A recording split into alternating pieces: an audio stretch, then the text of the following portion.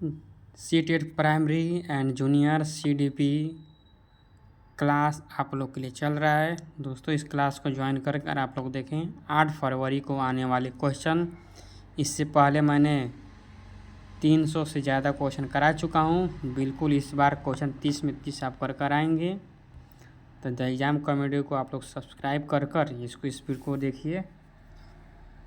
चलिए question start करते हैं बिना देरी के।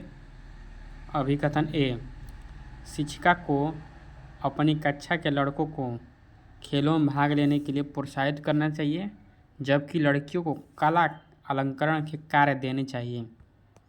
आर, बच्चे मुख्य रूप से अंतर्निहित और जैविक भिन्नताओं के कारण जेंडर भूमिकाएं ग्रहण करते हैं। ए सही है लेकिन आर गलत है। ऑप्शन बी, ए और आर दोनों गलत है। ऑप्शन सी, ए सही और आर दोनों सही है। आर ए सही की व्याख्या करता है। डी, ए और आर दोनों सही है लेकिन ए आर की सही व्याख्या नहीं करता है। चलिए दोस्तों इसका आंसर जानते हैं हम लोग। इसका आंसर क्या है? इसका आंसर बी है। ठीक है, दोनों गलत है। देखिए यहाँ पर आंसर इसका क्या होगा? बी होगा। चलिए आगे बढ़ते हैं क्वेश्चन। नेक्स्ट क्वेश्चन है, बिल्कुल दोस्तों इस बार आपके एग्ज़ाम में आने वाले क्वेश्चन हैं। सारे क्वेश्चन आपके एग्ज़ाम में आएंगे। तो चलिए स्टार्ट करते हैं। 391 नंबर क्वेश्चन, विभिन्न जेंडर के व्यवहार के बारे में पूर्वकल्पित सामान्यीकरण क्या कहलाते हैं? ए, जेंडर प्रारूप। बी, जेंडर रूढ़िवादिता। सी, जेंडर भेदभाव। डी, जेंडर पहचान। सीटेट प्राइमरी 2024 में पूछा गया है। तो इसका आंसर होगा जेंडर रूढ़िवादिता। व्याख्या देखिए, व्याख्या जरूर आप लोग पढ़िए। नेक्स्ट क्वेश्चन है 392, निम्नलिखित कथनों को पढ़िए तथा सही विकल्प का चयन कीजिए। ए, अभिकथन ए, बहुत कम उम्र में दुनिया भर में अधिकांश संस्कृतियों में लड़कियां गुड़िया को खिलौने के रूप में चुनती हैं, जबकि लड़के कारों के साथ खेलना पसंद करते हैं। अभिकथन ए है। अभिकथन यानी कारण पढ़ते हैं आर, बच्चे किसी विशेष संस्कृति की अपेक्षाओं के आधार पर एक लड़के बारे में जानकारी व्यवस्थित करते हैं और उनके अनुसार व्यवहार करते हैं। ऑप्शन है ए सही है लेकिन आर गलत है। बी, ए और आर दोनों गलत है। ऑप्शन सी, ए और आर दोनों सही है, आर ए की सही व्याख्या करता है। ऑप्शन डी, ए और आर दोनों सही, आर ए सही की व्याख्या नहीं करता है। तो इसका आंसर क्या होगा? ए और आर दोनों सही है, आर ए की सही व्याख्या करता है। सी आंसर होगा इसका। चलिए आगे बढ़ते हैं दोस्तों। हम व्याख्या नहीं कर रहे हैं, आप लोग व्याख्या खुद देखिए। ठीक है, खुद से भी थोड़ा मेहनत करिए ताकि इस बार आप लोग सीटेट पास हो जाए। चलिए 393 नंबर क्वेश्चन, मोहन ने घर व समाज में लड़कों की भूमिकाओं को देखते हुए स्कूल में आयोजित एक कार्यक्रम में लड़की की भूमिका को यह कहकर निभाने से इनकार कर दिया कि वह एक लड़का है, इसलिए वह एक लड़की की ड्रेस नहीं पहनेगा। क्या दर्शाता है? जेंडर ए ऑप्शन है जेंडर भूमिका लचीलापन। बी, जेंडर समानता। सी, जेंडर गतिशीलता। डी, जेंडर प्रारूप। तो क्या होगा? जेंडर प्रारूप। आंसर क्या होगा? डी होगा। ठीक है, व्याख्या देखिए, व्याख्या जरूर पढ़िए। चलिए आगे बढ़ते हैं। नेक्स्ट क्वेश्चन है आपका, इसका आंसर जरूर आप लोग बताएं। क्वेश्चन नंबर 394, लड़के हमेशा यंत्र विज्ञान में अच्छे होते हैं और लड़कियां कढ़ाई में करने में। यह कथन दर्शाता है? Gender A, option a gender समानता। ऑप्शन बी जेंडर समानता। ऑप्शन सी जेंडर अनुरूपता। ऑप्शन डी जेंडर रूढ़िवादिता है। तो इसका आंसर क्या होगा? जेंडर रूढ़िवादिता को बताता है, यानी आंसर क्या होगा? डी होगा। 395, 5 साल की वैशाली ने अपनी माँ से कहा, माँ मुझे अमित की तरह फुटबॉल चाहिए। वैशाली को जवाब देते हुए उसकी माँ ने कहा, फुटबॉल से तो केवल लड़के खेलते हैं, मैं तुम्हारे लिए एक छोटी सी प्यारी गुड़िया लाऊंगी। माँ का जवाब क्या दिखाता है? ए, जेंडर भूमिका में लचीलापन। बी, लिंग समता। सी, लिंग रूढ़िवादिता। डी, लिंग प्रासंगिकता। इसका आंसर क्या होगा? लिंग रूढ़िवादिता, सी होगा। ठीक है,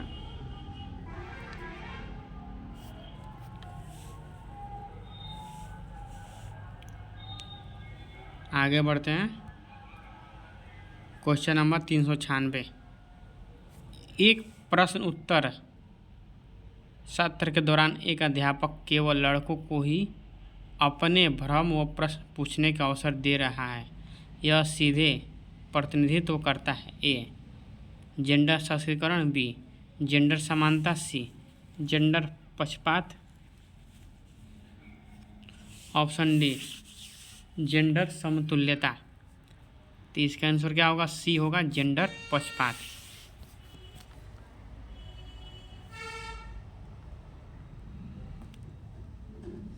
जेंडर पक्षपात की व्याख्या देख लीजिए, व्याख्या जरूर पढ़िए। Next question.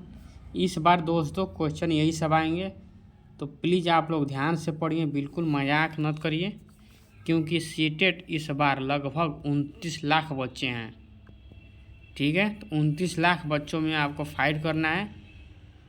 चलिए नेक्स्ट क्वेश्चन है 397। जेंडर डैश डैश निर्मित है जबकि लिंग डैश निर्मित है। ए, सामाजिक जैविक। बी, सामाजिक नैतिक। सी, नैतिक सामाजिक।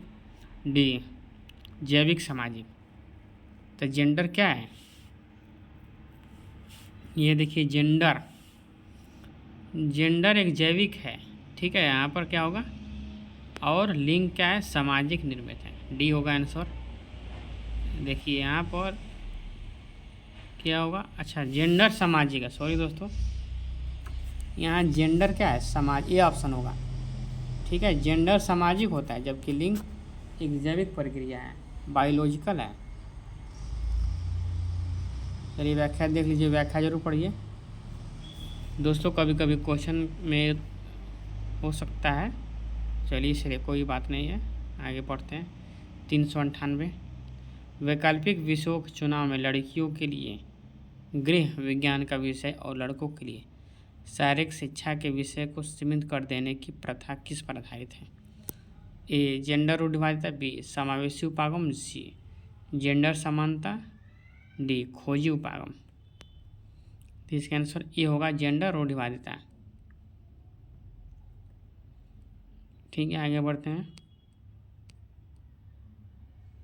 Question number 399। देखिए यहाँ पर जेंडर प्रमुख रूप से एक डैश निर्मित है, जैविक। बी, सामाजिक। सी, चिकित्सक। डी, अंतरिक्ष। यहाँ पर क्या होगा? ए होगा। ठीक है, सॉरी दोस्तों, यहाँ पर क्या होगा? बी होगा। जेंडर क्या है? एक सामाजिक प्रक्रिया, जबकि लिंग क्या है? एक जैविक प्रक्रिया है। दोस्तों इस क्वेश्चन को आप लोग जरूर देखिए, क्योंकि आप कन्फ्यूजन हो सकता है। ठीक है, जेंडर क्या है? एक सामाजिक है, जबकि लिंग क्या है? एक जैविक प्रक्रिया, बायोलॉजिकल है। Sex is biological. ठीक है, आगे बढ़ते हैं। Question number 400।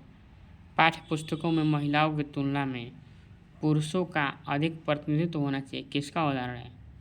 ए, जेंडर पूर्वाग्रह। बी, जेंडर समता। सी, जेंडर समानता। डी, जेंडर निष्पक्षता। ठीक है, यहाँ देखिए, क्वेश्चन को ध्यान से पढ़िए। पाठ्य पुस्तकों में महिलाओं की तुलना में पुरुषों का अधिक प्रतिनिधित्व होना चाहिए, ये क्या दिखाता है?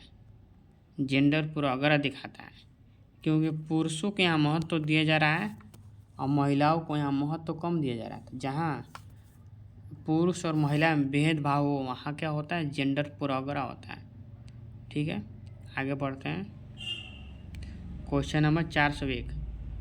प्रवीण के माता पिता जानबूझकर घरेलू कार्यों के अप्रातिनिधिक स्वरूप में संलग्न रहते हैं। जैसे कि पिता भोजन पकाने का कार्य करते हैं और माता घर के खराब हो गए इलेक्ट्रॉनिक उपकरणों की मरम्मत करती है। इस प्रकार के परिवेश में प्रवीण की क्या प्रवृत्ति होगी? इसका आंसर आप लोग कमेंट में बताइए। यहाँ देखिए, ए है जेंडर रूढ़िबद्ध विभेदीकरण का समर्थन करेगा। बी जेंडर रूढ़िबद्ध धारणाओं का प्रश्न करेगा।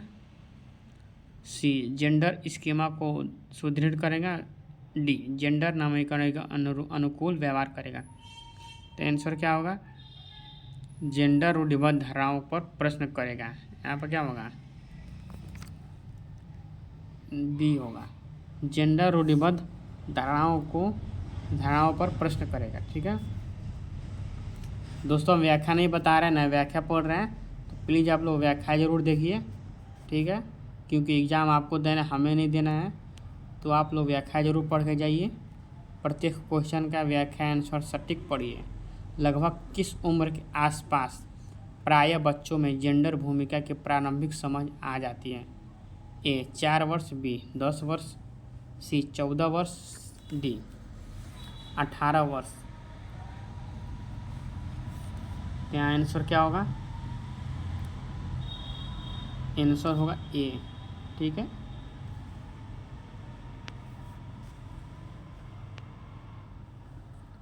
व्याख्या देखिए, व्याख्या जरूर पढ़िए।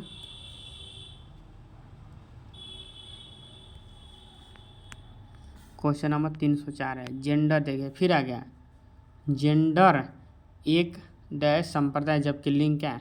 तो जेंडर एक सामाजिक है जबकि लिंग एक जैविक है।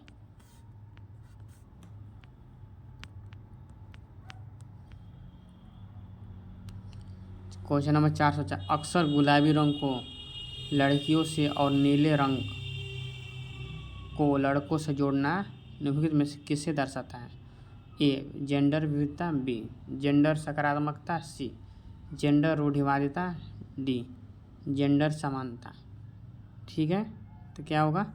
सी होगा जेंडर रूढ़िवादिता।